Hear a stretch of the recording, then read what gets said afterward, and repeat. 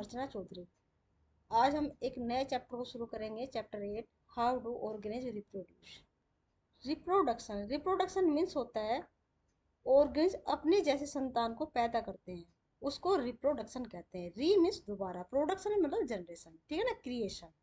अपने जैसे of spring को पैदा करना ही रिप्रोडक्शन होता है। लेकिन सवाल ये उठता है कि ऑर्गेनिज्म रिप्रोडक्शन करते क्यों हैं, जबकि लाइफ प्रोसेस के लिए।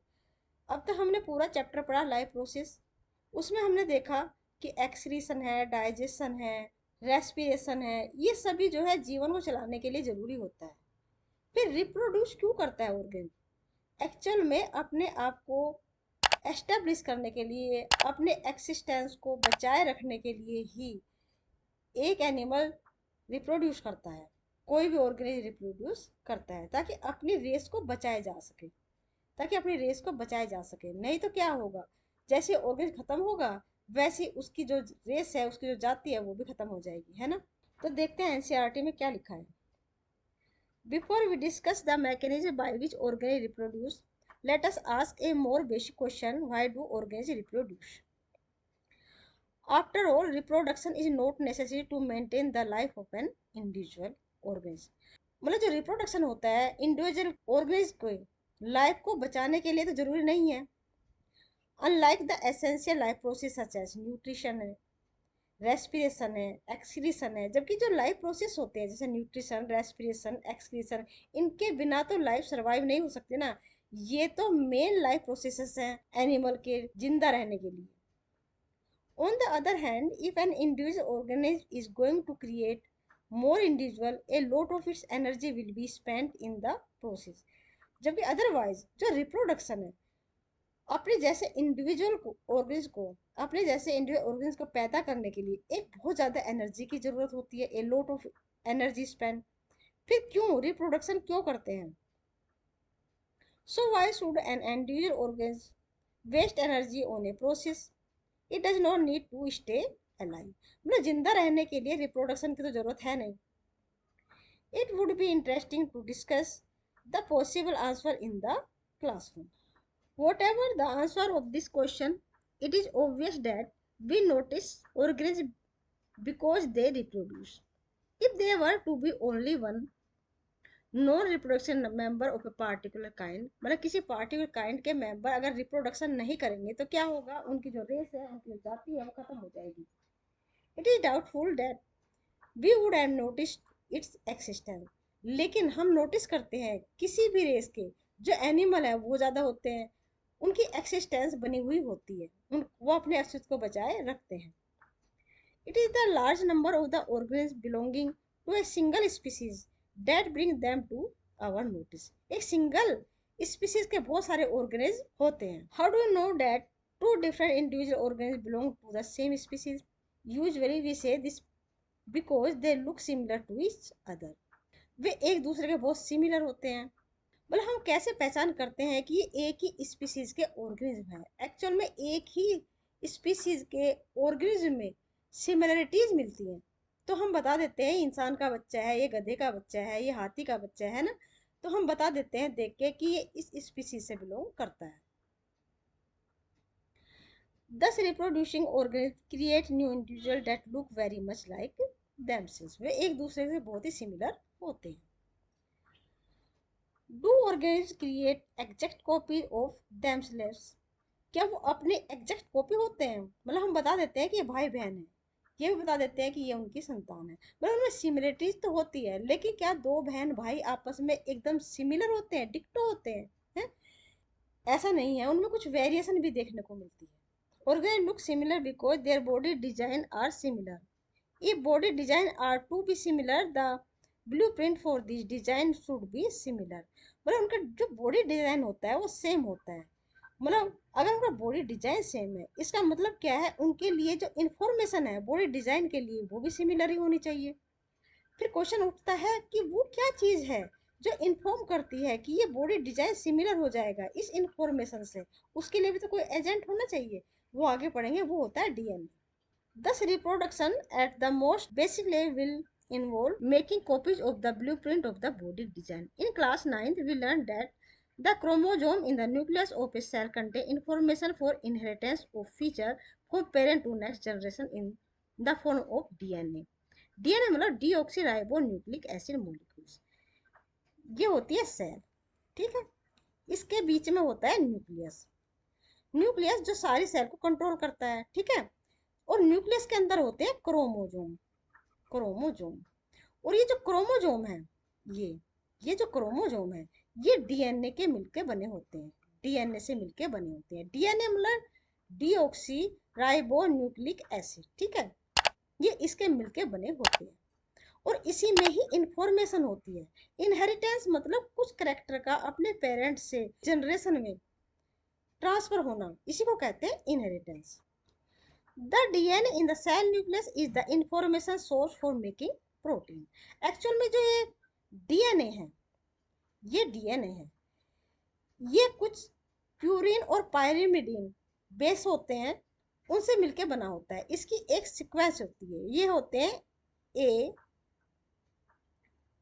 टी सी और जी, ये होते हैं बेस जो प्यूरिन और पायरिमिडीन होते हैं। उनकी एक सीक्वेंस होती है और जो तीन जो होते हैं ना, ये मिलके बनाते हैं अमीनो एसिड। अमीनो एसिड और बहुत सारी अमीनो एसिड मिलके बना देती है प्रोटीन। और ये प्रोटीन ही होती है जो हमारी बॉडी डिजाइन को डिसाइड करती है। ये ए से एडेनिन, टी से थायमिन, सी से साइटोसिन और जी से गुआनिन, ठीक है। If the information is change different protein will be made. मतलब इंफॉर्मेशन अगर चेंज होगी, मान लिया ये एक डीएनए है और इसमें जो सीक्वेंस है ए टी सी जी, मान लिया ये जो सीक्वेंस है इनको कहते हैं कोडोन। ये तीन मिलकर बनाते हैं कोडोन और जो बनाते हैं अमाइनो एसिड। अमाइनो एसिड अगर इनका सीक्वेंस चेंज हो जाता है, मतलब अगर ये ब्रेक हो गया, यहाँ से टूट गया और रिवर्स डायरेक्शन में ये जुड़ गया, मतलब सी टी और ए हो गया, सी टी ए, तो जो अमीनो एसिड है इसका काइंड भी चेंज हो जाएगा। अमीनो एसिड का काइंड चेंज होते ही प्रोटीन भी चेंज हो जाएगी और प्रोटीन के चेंज होते ही बॉडी डिजाइन भी चेंज हो जाता है। ये सब आप हायर क्लास में पढ़ोगे, लेकिन क्योंकि समझ में नहीं आता ना बिना एक्सपीरियंस के, इसलिए थोड़ा सा बताना जरूरी होता है। Different protein will eventually lead to alter body design. इस तरह से बॉडी डिजाइन भी चेंज हो जाता है। Therefore, a basic event in reproduction is the creation of a DNA copy। जो डीएनए है अपनी कॉपी को बनाता है, ठीक है। Cells use chemical reaction to build copy of their DNA. This create two copies of the DNA in a reproducting cell। Reproducting cell में DNA की कॉपी बनती है, क्योंकि आपने 9th क्लास में पढ़ा होगा माइटोसिस एंड मियोसिस। जो रिप्रोडक्शन के समय मियोसिस होता है, मतलब क्रोमोसोम संख्या हाफ रह जाती है, मतलब इसमें से एन मेल और एन फीमेल से आते हैं। तो सेल को डिवाइड करने के लिए डीएनए को स्प्लिट करना होता है और स्प्लिट करने से पहले डीएनए को अपनी कॉपी बनानी होती है, ठीक है। And they will need to be separated from each other. However, keeping one copy of DNA in the original cell and simply pushing the other one out would not work। तो इसमें से DNA की एक copy तो original cell में रह जाती है और दूसरी जो है दूसरे सेल में चली जाती है। Because the copy pushed out would not have any organic cellular structure for maintaining life process. Therefore, DNA copying is accomplished by the creation of an additional cellular apparatus, and then the DNA copy separate each other its own cellular apparatus. Effectively, a cell divide to give rise to two cell। मतलब जो DNA है, ये DNA है chromosome, इसने जो है अपने आप को क्या क्या कॉपी की, मल्टीप्लाई की। कॉपी मतलब जैसे एग्जैक्ट इधर है ऐसे एग्जैक्ट इधर है, ठीक है। तो म्यूसिस के बाद जब डिवीजन होता है तो हाफ इधर चले जाते हैं और हाफ इधर, मतलब ये एक सेल में चले जाते हैं एन नंबर ऑफ डीएनए और ये दूसरे सेल में चले जाते हैं। तो ये अलग अलग दो सेल में एक एक कॉपी चली जाती है। These two cells are of the core similar, but are they likely to be absolutely identical? The answer to this question will depend on how accurately the copy reaction involve occur, लेकिन क्या exactly similar होते हैं ये? ऐसा नहीं है, अभी पिछली स्लाइड में बताया था, इनमें क्रॉसिंग ओवर हो सकता है। ठीक है, क्रोमोजोम में क्या होता है, क्रॉसिंग ओवर होता है, क्रोमोजोम में ही डीएनए मिलता है। तो इसका कुछ पार्ट डिलीट भी हो सकता है, एडिशन भी हो सकता है, या ये एक्सचेंज भी हो सकता है। किसका, जो हमने प्यूरिन और पिरिमिडिन बेस पढ़ा था ना पीछे, ACTG, ये तो ये रिवर्स कंडीशन में भी जुड़ सकते हैं। इससे इससे क्या होता है कि वेरिएशन आ जाती है। No biochemical reaction is absolutely reliable. Therefore, it is only to be expected that the process of copying of DNA will have some variation each time.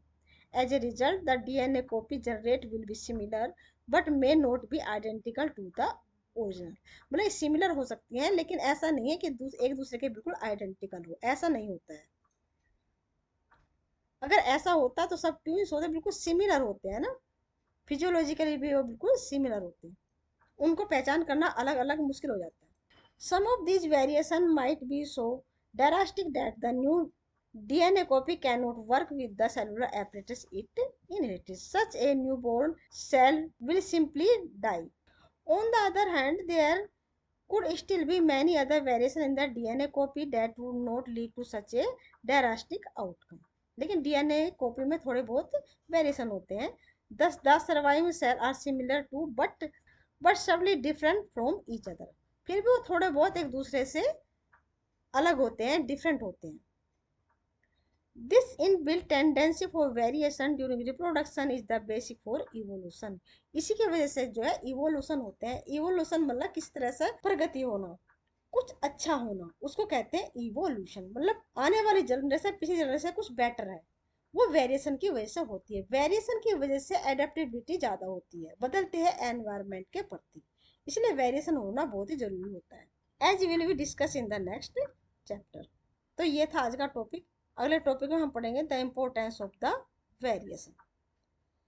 Video लंबी हो जाएगी, आज हम यहीं तक रखते हैं। ठीक है बच्चों, उम्मीद करती हूँ कि आपको ये टॉपिक समझ में आया होगा। अगर टॉपिक समझ में आया है तो चैनल को प्लीज़ सब्सक्राइब जरूर करें, लाइक शेयर करना ना भूलें। मिलते हैं नेक्स्ट टॉपिक में। Till then bye bye, be happy and take care.